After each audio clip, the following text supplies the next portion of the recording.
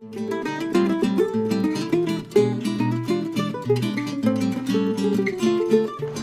my name is Whitney, and you guys know me as Gardenia nuti. And today I decided to do something that kind of lived up to that name. And when I was at the Hardy Plant Society plant sale, I walked around and talked to several of our vendors, and I asked them to tell me which plants I couldn't live without, and then I bought those plants. If you stay tuned on this video, you'll hear each one of the nursery owners talk about each one of these plants and why they recommended it to me. And then throughout the year, I'll tell you how these plants did. So, hope you enjoy.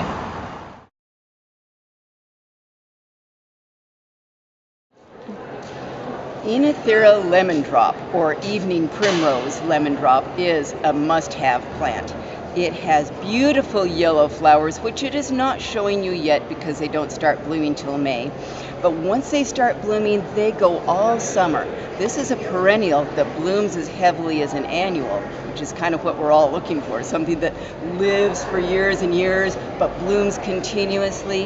It has a smooth mounding habit. In the ground, it will spread out flat about 6 inches high. In the edge of a container, it will drape over with big yellow flowers all summer.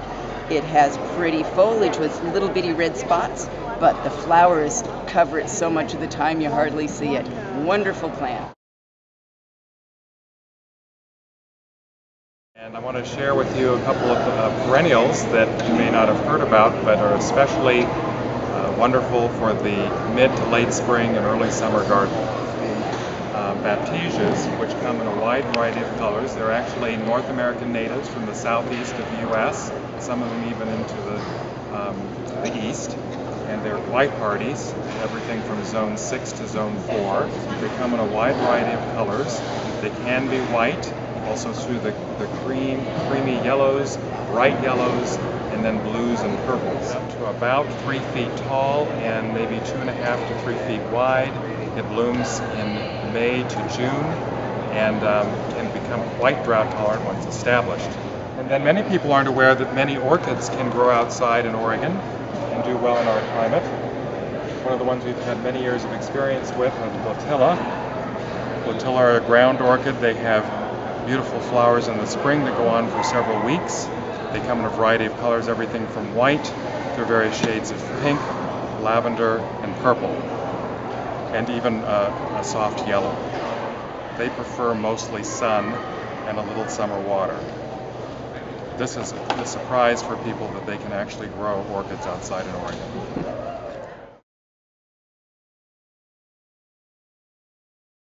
And one of the plants I can't live without is Farfugium shishibotan. It's a new cultivar of cristata. It's a wonderful, roughly edged foliage plant. They do bloom, but the flowers are late in the season and boring compared to this fabulous foliage. It's a wonderful container plant, and if you keep it in a protected spot, it'll even be evergreen for you.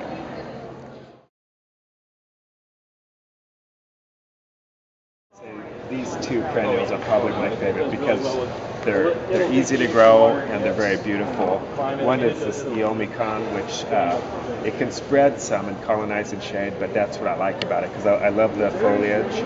And it's in the poppy family, which you can tell by the flower there. It makes that beautiful white flower, kind of in late spring, middle spring. And then this is another plant that does really well in shade. It's Primula Kizoana.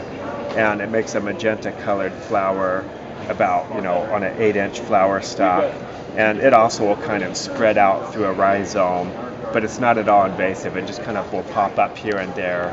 And it makes those beautiful kind of serrated leaves. And it's just a really easy plant that the slugs don't like as much as other primroses. So those two would be two plants for shade that I really enjoy a lot in my own garden. The two plants that I couldn't live without would be two Delospermas. One that grows a little bit more upright, has beautiful purple blooms all summer long.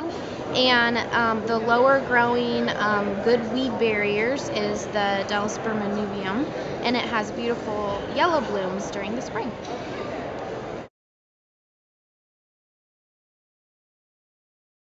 Figs are people are starting to get to know about figs.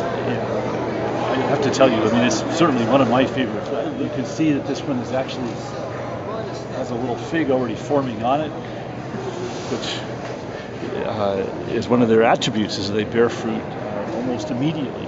If you don't get it the year you plant them, you'll get fruit the next year. No pest problems, no disease problems. Cooking, it's absolutely delicious fruit. Goji berry, which is this really interesting plant. It's actually native to China and is used as a medicinal plant as well as in Chinese cooking. It has a fruit that has a taste that resembles a sort of a sweet tomato, which it's actually related to. But it's very hardy, to -20, and it is called the fruit of eternal life, which I can tell people, I'll let you know.